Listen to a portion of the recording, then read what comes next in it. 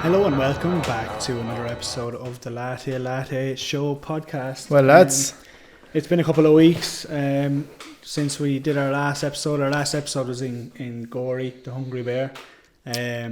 which feels like a long time ago now. Feels like a long time ago now. A lot of cafes and that have closed down since we last been on air live to the fans, you know. But yeah, so we said we'd do something from Hackstown, from our own kitchen today, just to try and back where we started, I suppose, just to try and keep the podcasts coming. You know, we took a good bit of a break there, just between different restrictions, and Andrew lived in Dublin primarily, so he was locked down for a good while. Now he's back home. Yeah, I had a couple of weeks off, so I said I'd come down and we'd do at least get one podcast in while I had my break. But yeah. Absolutely. So we decided just to get something out there. We're going to do a Halloween episode, spooky. Yeah, I suppose Halloween is a funny one. Like, most like I always think, like, you know, that everyone's like, everyone has family stories and stories, like good storytellers in their family and stuff. And when it comes to our family, the storytelling really comes out around Halloween.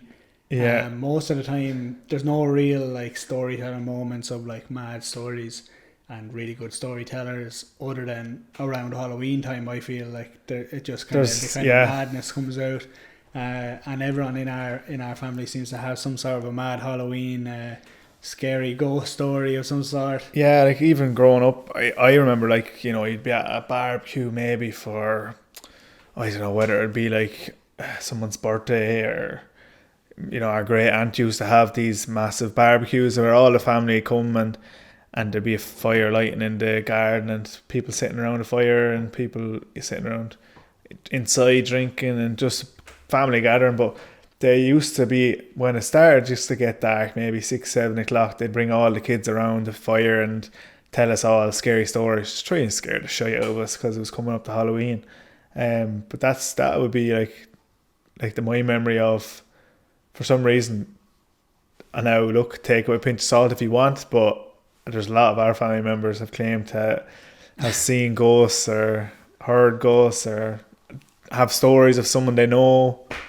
They 100% saw ghosts. Yeah, well, look, I wouldn't question it. I can't. A little disclaimer here before we go anywhere. Anyone who is a little bit afraid of ghost stories, you know, I know Laura was giving out there because she hates the idea of ghosts and all the rest of it, and we always spook her about the ghost that lives in our house. Yeah, but don't mind. What was that? That's just John the ghost. John the ghost, yeah. John, yeah, he kind of it goes into the attic sometimes and moves a few bits around. But actually, yeah, there was a bit of a ghost in the house there the other day, that turned out to be a little birdie. Oh yeah, itself in between the two floors of the house.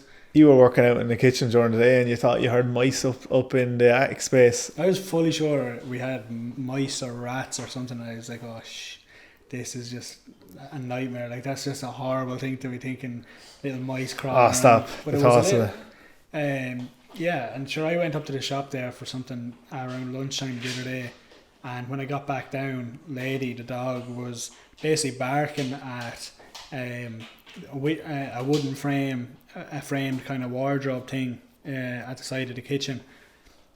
And I was like, all right, what's going on here? Normally she's barking at the front door, us coming in or whatever. But I could hear then a bit of rustling inside the wardrobe thing, and I was like, oh no, there's a little rat or whatever. But sure, then you could kind of hear the wings flapping and stuff. So I was like, oh, okay. So it turned out there was some sort of a wren or something like that. Had got in. It trapped itself in, and we saved its life. How did it get in there? I was just thinking about that. It was covered in cobwebs and everything, so I'd say it was in there. It must have been in there 3 days, because I think I definitely heard it a couple of days in a row before we eventually got it out. It obviously got down through the roof into the wardrobe thing, and we saved that bird's life. But so that was our ghost last week. Yeah. Back to, I suppose, the family's ghost stories. That Yeah, like some of the stories that were sent, or we asked a few family members, specifically our mom would remember Mom is being a told proper stories, believer. and our mom's father, so our granddad, would have had a few encounters with the paranormal side of things, I suppose, the ghosts and stuff like that, Yeah. and hearing things and seeing things. And Yeah, he claimed now he claimed he died a couple of years ago, but he claimed that he used to see ghosts regularly and have ghosts visiting him in the night and different things. And he used to say it was a good looking red-headed one used to come visit him. I don't know, was he joking, trying to wind up our grandmother, or was he actually seeing this red-headed ghost that he used to claim? Well, he had a bit of crack out of it anyway, but he was so well known for in the kind of North Wexford, Kilgraney area where he's from.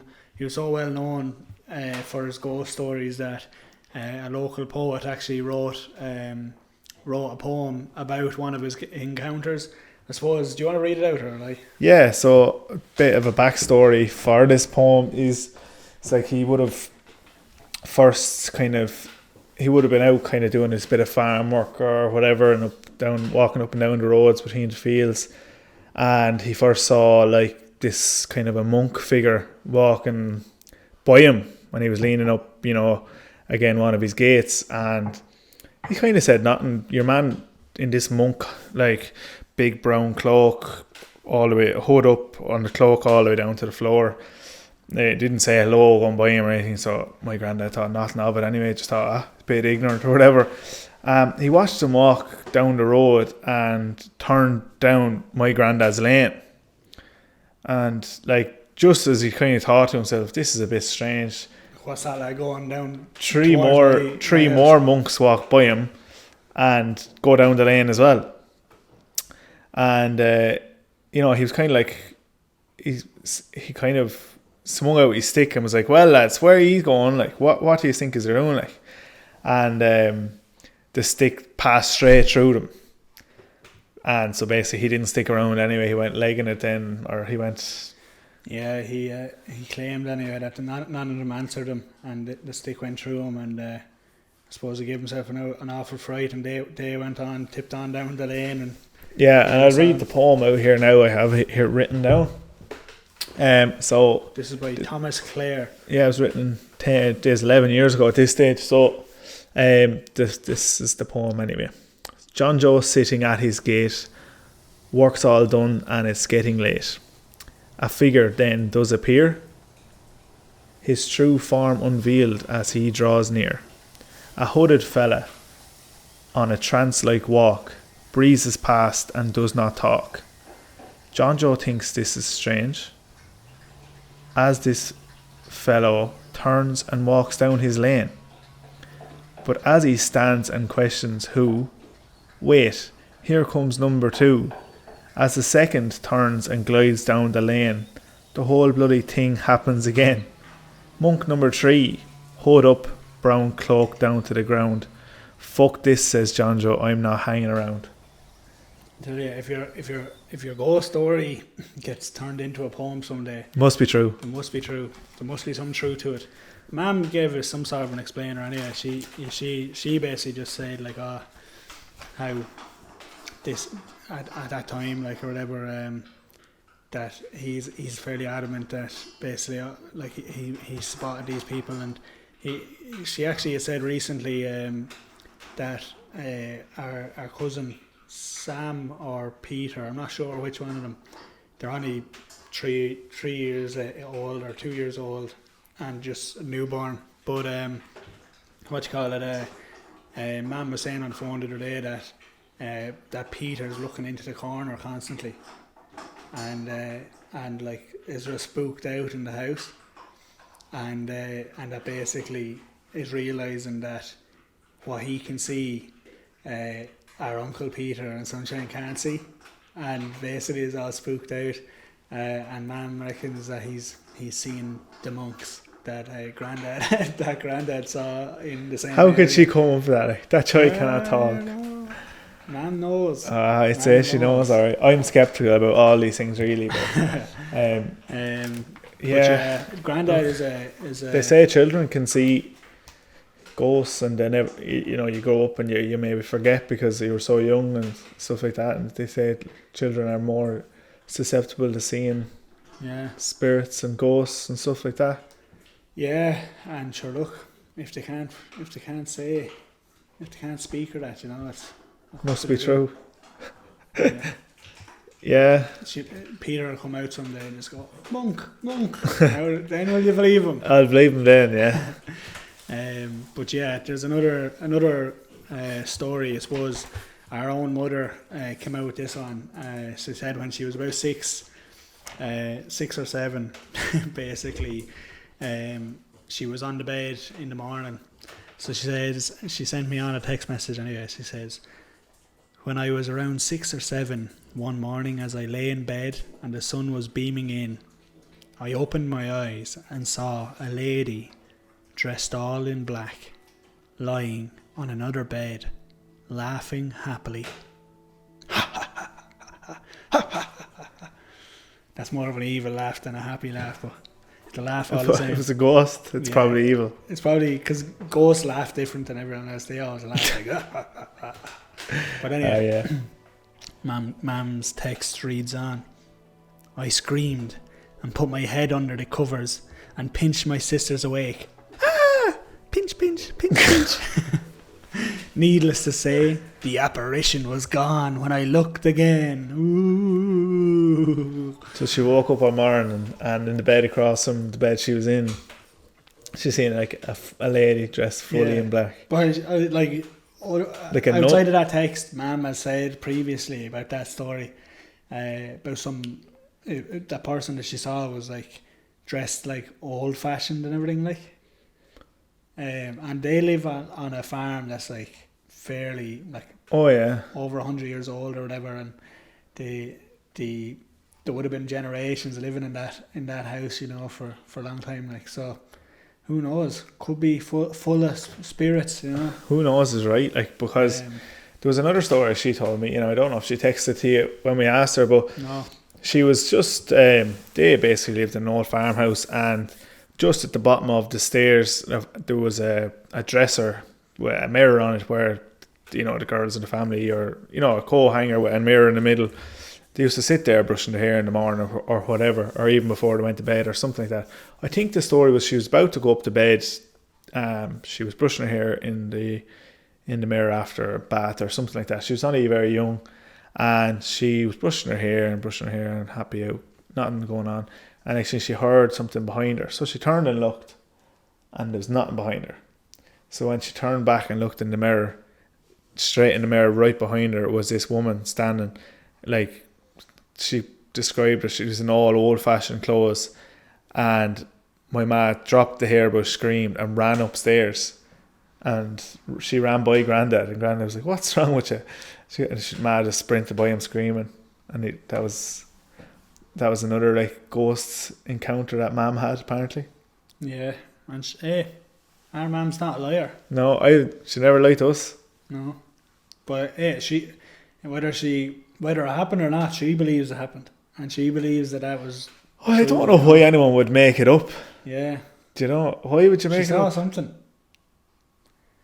So sure, then you used to see, or everyone thinks my Mum's a liar. You used to have sleep paralysis, and you used to see or hear things as well. Yeah, sure. I suppose sleep paralysis is a mad joke, because I didn't realise that it was a thing until it started happening to me. Yeah. But I don't know what age we were, 16, 17, 8, like secondary school anyway. Secondary school, and it was starting to happen. But basically, sleep paralysis is where while you're falling asleep or in the middle of the night, you'll wake up, but your body basically feels like it's still in a sleep state, so you're like, you can't move. You're frozen. It's like you're frozen to the bed. It's like, yes, paralyzed or whatever. So if you can't actually move anything other than your eyes. So I'd wake up and I'd be looking around the room, but I wouldn't be able to actually lift my arms or my legs or anything. But I'd still be able to see in the room or whatever. Yeah. But the first time it happened to me, it was because I think Joanne, our sister Joanne, basically was staying over in a friend's house or something, but she had the comfy bed. I think she just got a new bed at the time or something. So I was like, I'm going to sleep in Joanne's comfy room for the night. Right. And basically, yeah, so I remember I fell asleep on one side of the bed, and I fell asleep on my back, and then out of nowhere I woke up in like my body pinned to the bed, and I was on my back or whatever, and in the corner I could see, just I was looking to my right into the corner, the window was on the right, and in the dark corner I just seen this figure. It was like a girl, and like the best way to describe it was basically like a long haired kind of dark figure. You couldn't really see the face or whatever, but it was basically like, what's that movie? Not Scream. Is it The Grudge? Like The Grudge, basically. That same type of figure standing there in the corner. Jesus Christ. And while it was standing there, I could feel like hands on my arms. So part of sleep paralysis, I just read up on it like after this happened in me loads of times, and I figured out that this is something that happens to loads of people. But basically, as well as being paralyzed, you're susceptible to hallucinating or whatever, like something like that. So you can basically, you're dreaming while you're awake, sort of thing. So I felt like there was someone gripping my arms and pinning me to the ground, or pinning me to the bed, and basically sitting on top of my chest as well. And I was just there like, what the hell is going on? And like basically like petrified. Scared, I was scared. And then out of nowhere, it just felt like it all just went zzz, and it were like lifted, and it was like I was able to move again. And basically, there was nothing in the corner. I was able to move. I jumped up, looked into the corner, nothing in the corner, but like the blinds were down just as far in the window. Like the way I was. Everything was the exact same. Everything was the same except for, like, even the way I woke up, the way I was able to lift up and all. I was in the exact same position in the bed and everything. So I was like, that was like as real can be, basically. Yeah. And sure, that was the very first time it happened. But sure, for years and years, and I still to this day get mad stuff happen to me like that. But for years and years, I was getting weird things happening. So like, there was one time I was basically asleep on my side facing the window, and behind me, I had a sleep paralysis moment where I basically woke up, and behind me, I could hear little kids basically standing over me and laughing and giggling at me. 2 little kids, and they're just playing in the room, just running around the room, and then they were just like, I felt like they were laughing at me. Yeah. Like, it was real creepy, like, you know, and I was just like, oh shit. But what else happened? Did you not? I remember when this was happening for you at start, and you were having a bit of trouble. Like, you were kind of dreading going to sleep because you were afraid that it would happen. And I remember you slept in with me one night, and I just remember in the middle of the night you woke up and you threw your arm across. Anthony, it's after happening again. Yeah. And I woke up and I was like, actually. "Oh, are you alright? Are you alright?" And you just went, "Yeah, I'm alright." And he turned over and went back to sleep. And then I sat up in the bed there looking around the room for the next fucking half an hour, afraid of my shite.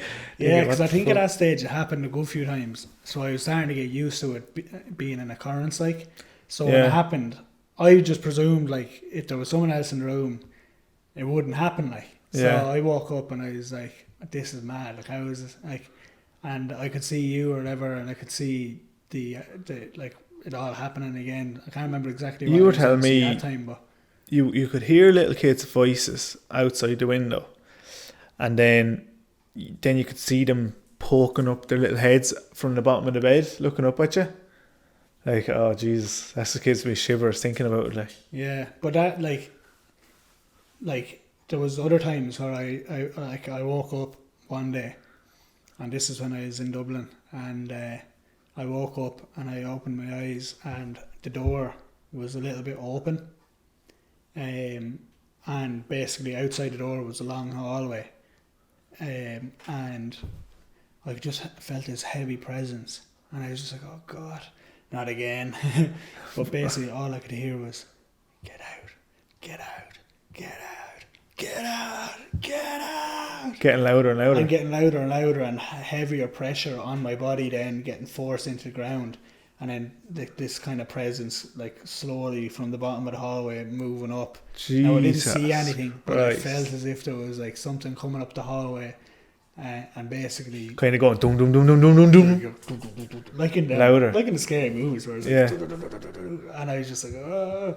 And when it reached me or whatever, my whole body just released from, like, basically, it's almost as if like your heart gets raced so fast that your body jerks up and gives you an adrenaline rush and you're awake again, like.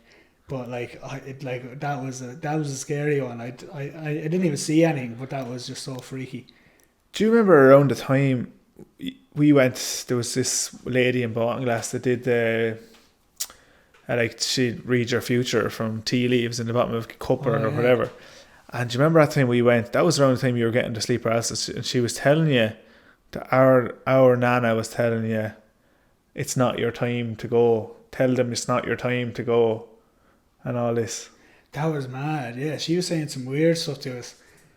But like, she was saying it to you about the dreams and all. Oh, here, see, you know, you're having some bad dreams at the moment. And she's like, just, if you can at all, just tell them it's not your time. It's not your time to go. Like, and we were all freaking out. Like, is someone trying to take you in the middle of the night, like, up to heaven or what? Like, sure. And after that, then, because like obviously none of us, like, that's not something, like, I don't think it's something that people really know too much about. And sure, when I was saying it to Dad, man, they were freaking out, like, holy, like, how the hell do we stop this happening? And so they were freaking out then for me, and they're like, oh sure, tell me when it happens, let us know, like, whatever. But sure, Dad ended up going up to Father McCormick and getting him to basically ask him, like, what, is there any way you can say a prayer or something? I'm fairly sure Father McCormick said a prayer and mass for me, to stop having. he said a mass for you. And he blessed a cross to hang over the bed as well. So it's basically like the exorcism. The old cross pinned to the bed to make sure the old demons. That relieved it for a while, though, if I'm not mistaken. Yeah, there was like 2 months where there was no bad dreams. And then out of nowhere came back, and I was like, oh fuck. I was fully sure. I was like, that's it, done now. Like, but I think it's like a stress thing. Like, it's just kind of, if you're not sleeping well regularly, and then you're stressed as well, it kind of like pushes the possibility of it happening. Increases chances. Because I think at the time would have been kind of leaving cert kind of time, and I didn't stress too much for leaving cert, but obviously the old body was stressing a bit maybe. But I actually have another one there. I'm just thinking of it. It was actually in our house here. Myself and Laura in the house at the time. We were down the old part of the house, which is not that old. It's just the older part of the house, but. Basically, we used to live down in the bungalow, and we built on. This is the extension we're in at the moment, but in the old kitchen is our current utility room. Just to explain things a bit, and we have chains hanging, like, which is probably asking for trouble in the paranormal world. But we have like 3 chains that we hang close up so they dry, so they're hanging when they're drying. And anyway, me and Laura were kind of just down there, and we seen a light turn on in the old kitchen, the furthest light. So basically there's 2 lights, different switches. The furthest switch is something you never turn on, like, and that's flicked on. And I was just like, fuck. So I said, Laura, oh no, you went to turn that on. I mustn't have turned it off, right? It must have just flicked back on. So anyway, I went in, turned it off, like, and what? That never actually happened, like. Oh no. The light turned on by itself, like. And I went in then, I was grand, turned it off and came back out, and just as I left the kitchen, I could hear the chain swinging. And Laura was like, what the fuck was that? And I was like, oh no, it was just the draft, like, it was grand, like. And then next thing, the porch door, the old porch door to the old front door, closed. No. And I was like, oh, it's just a draft. And we both walked down to this side of the house. And like, to this day, like, I'm surprised Laura's actually down that side of the house on her own at the moment. I'm surprised Laura is actually able to be down there, but I'd say if she remembers that story in any way, she'd be down here like a shot. But she probably won't stay over here anymore now, because when she hears this, when she listens to this back. But yeah, that was another freaky one, and we used to hear doors closing and all down there the whole time.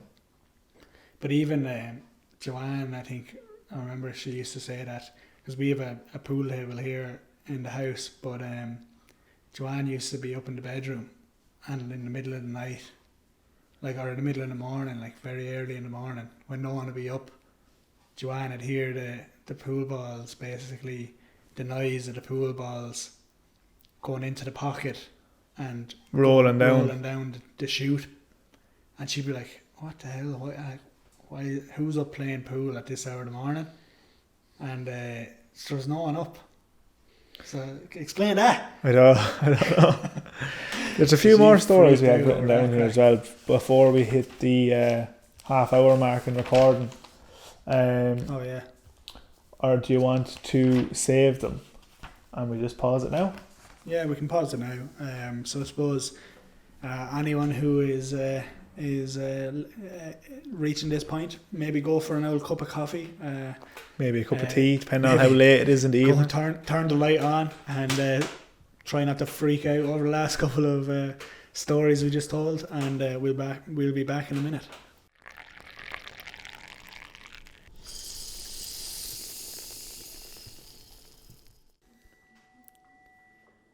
One late winter evening, around 10 p.m, my grandmother Mary sat waiting for her son.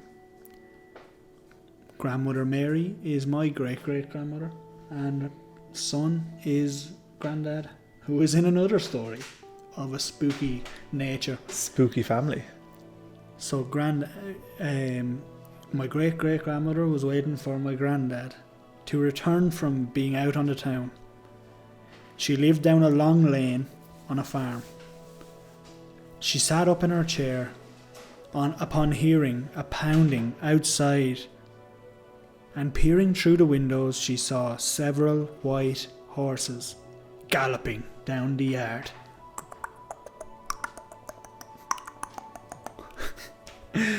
Right, it's a scary story, no laughing. Right. She ran out with a light, thinking they must be the neighbours, and followed the horses down an old lane to the bottom where there was a bog. And to her amazement, the horses disappeared in front of her eyes. They were nowhere to be found. A few years later, when the ESB called to check who had electricity, as it was around the time where everyone was getting hooked up to the grid, they asked my grandfather, after discussing their supply, how to get to a certain house on the land. My granddad asked what house, because he wasn't aware of another house on the property or on the farm, and they pointed on a map a house in the bog at the end of the lane where the white horses had disappeared all those years before. Teeny! What do you think of that? That was scary. There's another story that finishes off with that one as well. Okay. It's just like a follow-up story. I don't think it's that scary, but it's a good follow-up. And because it's not that scary, you know it's true. Okay. Where is it now? Oh yeah. So, many years later, as my grandfather married a lovely lady called Betty, my grandmother, and they were living in the very same house, those white horses appeared. So, one night, as Betty lay in her bed, she heard a furious racket in the yard outside. She told my granddad to go see what was going on. There was a terrible racket, like a car revving or something like that. Granddad went to the window overlooking the yard and said there was nothing out there. But the noise continued. So Betty said, "Go outside and look properly, John Joe." He went outside and checked all around. There was nothing. Nothing. Nothing on the ground. to say there was a car or a jeep around. No track marks or anything. No lights in the distance. Nothing. So they think that the white horses have reappeared as ghost jeeps. So they were replaced by Jeep. The white horses have been replaced by the sound of a jeep revving. I bet you, and that jeep is going down to the bottom lane, down towards the bog house. Those ghosts are upgrading from the horse and trap to. But our grandmother is Land Rover Freelander. yeah. There's no reason why that would be the case, but my grandmother is adamant that that jeep was heard one night. But yeah, other than that, that's. I was actually just thinking before the break, we were talking about your sleep paralysis, and I was actually like, there was more with that. Like there was more scary stories with that, and more, like, you know. Yeah. Did you remember anything else? Like, was there some fucking? I suppose when I was researching it and stuff, there was a lot of the stuff that I basically what happened to me in the earlier times had happened regularly to most people. Other people. So basically, do you remember when the previous story I was saying about the girl standing in the corner or whatever? Yeah. And I felt like there was pressure on my arms and everything. But then, as the days went on, and because it was happening nearly every night, or every second night when I was going to sleep, and sometimes it happened multiple times in one night. But what would happen was, instead of standing in the corner, that exact like kind of scary woman kind of figure ended up basically, I'd wake up and it'd be in like the feeling of the pressure on the chest and the arms would be there, but I'd actually see physically a woman with her face right up into mine, like an old hag looking woman, and basically her arms would be wrapped around my shoulders, pushing me into the bed and sitting on top of my chest and screaming into my face as loud as possible, and all her teeth and all her rotten and all inside her mouth, just fucking proper like scary movie sort of shit. And then you'd be like looking at her face like, oh god, and you'd be like tensing your arms and all as much as possible to try and break out of the kind of the sleep or whatever. And like basically that was like a reoccurring thing that happened quite regularly. But then another thing that happened one day, I was sleeping in the middle room down. I think me and you swapped rooms. You used to try and swap rooms to try and see if it made a difference. Yeah. But I was sleeping in the middle room anyway, and I was sleeping on my side. And sure, anyway, I woke up and I felt this presence behind me, just standing basically behind me, and I felt like I didn't actually see anything, but in my mind, it was basically this like demon kind of figure, like a devil kind of creature, and it was something like with big horns, like and like a demon-y kind of creature. And it basically got in behind me and basically put his arm on top of my left arm. I was on my right shoulder, like that. And I put its left arm on top of my arm, and basically in kind of like a hold, basically from behind me, was kind of gripping onto me and putting the pressure. It's the same kind of feeling, like each time it happens, there's this kind of overwhelming pressure on your body, on your shoulders, or on your chest. And it's Could you hear him like? Yeah, like kind of like a breathy kind of like a presence in behind, and you know, they like if someone's like just randomly standing right behind you, yeah, like trying to give you like a fright or something, coming up in the shop or something, someone goes up and goes, whoa. Is that sort of a like eerie like presence of something right behind you, just kind of standing there looking at you? And that's what I felt like. It's just this demon, like, just right behind me. And I was just like, ugh. But I couldn't move, like. And I was just like basically waiting for my body to naturally just, like, come out of it and snap out of it. But, like... Sure, after a while, didn't you, like, start shouting at them and saying, just fuck off, like, just fuck off? In my head, yeah, I'd be just like... And I wouldn't even be panicking anymore. Like, I'd just like, this is just another night of what's going on. and I wouldn't even be giving me kind of a fright. I'd be just kind of like waiting for the moment. But sure, you'd be lying there for minutes on end with this pressure on you until your body just came out of it. And it was almost like you couldn't actually. There was no difference. Like there's nothing you could do to like speed up the process of your body coming out of it or anything like that. It was just kind of real strange. So I'd be just lying there for minutes as this kind of mad joke is on top of me, kind of pressing me down, or the feeling of it while something's standing in the corner, and I'd be just kind of like, been here, done that, like it's not scaring me anymore, like, but I'm just sick of this. I want to go back to sleep, like. Yeah. But so they end up stopping really happening quite regularly. Like, it only really happens, like, this year, for instance. It's happened a handful of times, and most of the times it hasn't actually been, like, visually seeing anything, just feeling. Okay. And also, like, it doesn't really bother me, and you'd actually forget that it has happened. Like, we wouldn't even remember, like, that happened. Yeah. You know what I mean? It's like waking up from a bad dream or something. You're just like, sure. You kind of forget. It was only a dream. Yeah. Yeah, but I suppose that's the old sleep paralysis. It's funny enough though when when it happens, like, because you're just like, it gives you an old jolt, like. I'd say it would, like. Yeah. Yeah, it's crazy enough, like. Suppose we'll leave the spookiness there because we don't want everyone losing sleep over the podcast, you know. Yeah. It is a coffee podcast after all. Actually, maybe we'll get into the... When we talk about coffee there, we ordered mugs there. Oh, the Latte Latte show mugs. So if you're watching on the YouTube, you'll see us raising these mugs. But basically, we have some merch and we'll pop them on the page on Instagram as well. But me and Anthony basically both were like, it'd be good. But individually thought this when I was in Dublin and Anthony was at home here. We both came up with the idea. I just sort of buying mugs online somewhere, and sure, I came home and sure there was mugs here. I was like, they're hardly arrived already, and sure they don't look like the ones I ordered, but sure he had ordered some at the same time that I ordered. Well, yeah.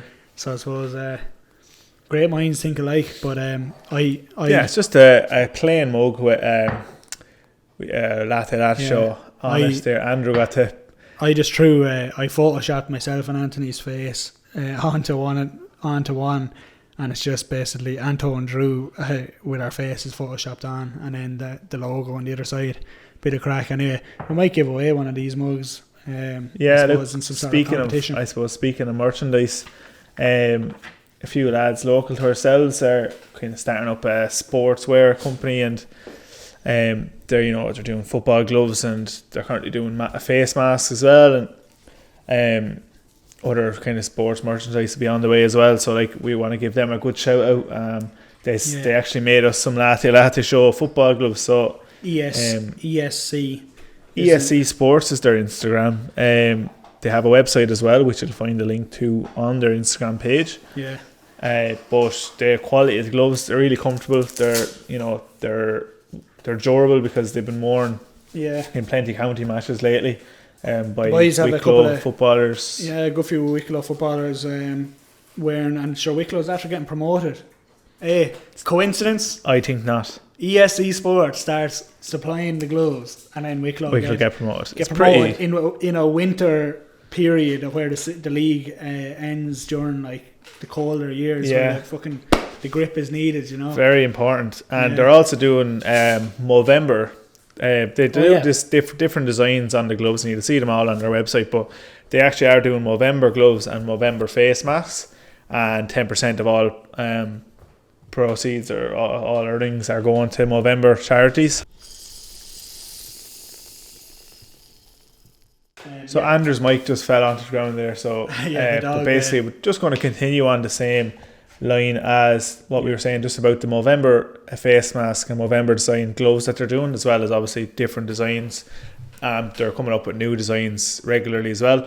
They also supplied the Tinahely Ladies GA with clubs crook crests on their gloves. I think they had like hashtag they're one of the believe only on it and stuff like that. customizable glove making companies at the moment, aren't they? Like they basically have the GA gloves that you can put anything you want on them. So a lot of clubs probably would be interested in getting absolutely, especially looking. It's a good old stocking filler coming into Christmas. Yeah, because like GA clubs will be starting training now come January, February when leagues are starting, you know, the winter pre-season, and lads at the start of the year, lads could buy 2 or 3 pairs of gloves, and you know, even if you're thinking about handy presents for your boyfriends or handy presents for your brothers or sisters that play GA, girlfriends play GA, you know, just like that small little it's a small little add-on. They're €18 a pair, I think, and there's also deals online as well. Yeah, but we're actually going. We have 8 pairs of the Latte Latte show gloves up for grabs, so we're going to do a giveaway on our page in the next coming days. And we also are going to add in one of the Latte Latte show mugs for one of the lucky winners. So basically, we'll have eight winners, 8 different pairs of gloves sent out. We'll post them out to you, and then one of the lucky winners is going to get a Latte Latte show mug. If that's a good thing, I don't know, but look, it's another mug for the press for Christmas. Yeah, something to drink the coffee out of, I suppose. But also, just to mention, did you mention the Movember stuff? Basically all the face masks and Movember 10% gloves. I think you'll have to check up with the ESC Sports on that, but they're basically donating a lot of money to the Movember Foundation. So they're hoping to basically try and raise some money for men's health, and I suppose mental health, as well as cancer, men's prostate cancer as well. And I suppose this time of the year, while we're all on lockdown and that, like the idea of basically giving up money or whatever ahead of Christmas, you mightn't be the first thing on your mind, but it is a good cause, and I suppose it's something that we're probably going to try and jump into as well, do a bit of a Movember fundraising. Yeah, well, I know you are probably going to do it. I don't really. I'll just donate all my money to your one. I'll support you through and through. You can represent the Latte Latte show. So I'm gonna do the Movember, and I was trying to rope. I've been doing Movember the last couple of years, but I've never been able to convince Anthony to go along with me to do the Movember. But it's look. You see, he rocks the mustache a lot better than I do. It's lockdown. It's lockdown at the moment. So who's going to be? I'll think about it. That's what I always think. I'll think about it. So Anthony's going to do Movember with us this year, and we're going to try and raise a bit of cash for a good cause, for the crack as well. Also, just to mention, because we're all in lockdown, and you can actually go for takeaway. So takeaway coffee, takeaway grub from the cafe. Excuse me. You're allowed to collect takeaway. Yeah, so get out and support your local cafes. A few of our local ones to mention that we've been to for the last couple of weeks. The little Acorn over in Bawtonglass is very new, but the food in there is lovely. The coffee's savage. You know, I went over there the other morning with Andrew and a couple of friends, and I got 2 coffees. You know, like because it was just savage coffee. I was just there this morning. We went down to Delish in Tinnahealy. It's only 5-10 minutes away, and that's more known for its fresh food, and you know they do coffee as well. It's lovely coffee, but the food they do, like I got a pasta bake today, Andrew got a club sandwich toasted, absolutely gorgeous food down there. As well as that, then we were over in Grangecon Kitchen, which is another 20 minutes away max, and it's absolutely savage grub over there, savage coffee. The barista over there is specifically barista trained. She puts love and care into every coffee. And it's a really nice place to go, really picturesque over there as well. Obviously we're in lockdown at the moment, but when there isn't lockdown and you're allowed to eat outside, they do have a lovely picnic area as well on a fresh lovely day. It's, you know, you can't beat it, you know. So get over to Grangecon Kitchen as well. Time they get the old pumpkin spiced lattes in. Is that what they drink? The white girls. Well, just girls and lads. Oh yeah, this is a Halloween treat.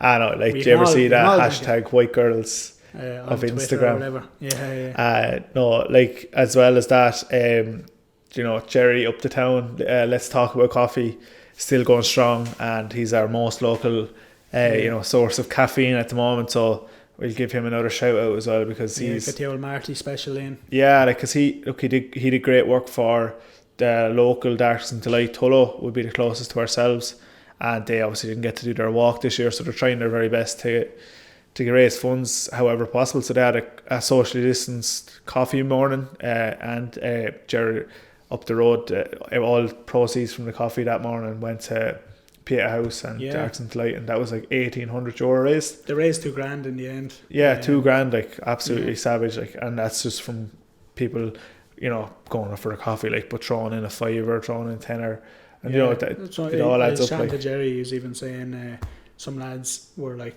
handing in 50 for the coffees or whatever, and he'd hand them their change back, and they just threw it all into the box, like, all into the bucket. crack, like. Yeah. So it was really, I suppose, make it proud, I suppose, to be from the area, that there's so many people who are willing to, I suppose, donate. Yeah, because into Darkness and Delight Tullow, like, it's in itself, like, that gets an awful lot of people going to the walk that morning from Tullow. You know, you have such a wide variety within a 10 kilometre, 20 kilometre radius of Tullow that will all go. Whereas, like, just in Hackstown in that coffee morning, like, not everyone's going to be able to go, or they might not, you know, be near enough to go to Hackstown. But, like, the fact that they still raised $2,000 is something. It's savage, like, you know, it's something to worth mentioning. Yeah. But I think that could kind of cap off what it was, a very spooky episode this time round. I suppose if you have any ghost stories you'd like to send us in, we definitely try and get another, if there was enough ghost stories coming in for the crack, we definitly mention them in the next podcast that we do, and do another couple of story times. Definitely, and we're coming up, look, well. I know it's a bit early to be using the C word, but the next one coming up after this weekend is Christmas, and you know, we want to, any ideas coming up to Christmas for any episode ideas, who knows what lockdown will be under. So if we have to do another one from here, we will. If not, we could do, who knows, the 12 cafes of Christmas or something like that. But send us in your ideas, and we'd be glad to hear them. And thanks for listening again. Yeah, hopefully it's not going to be another 6 weeks for the next one. Yeah, we'll leave it at that. I suppose we love yous and leave yous. Good luck. God bless. Enjoy Halloween. Any happy returns. Ooh. Bye.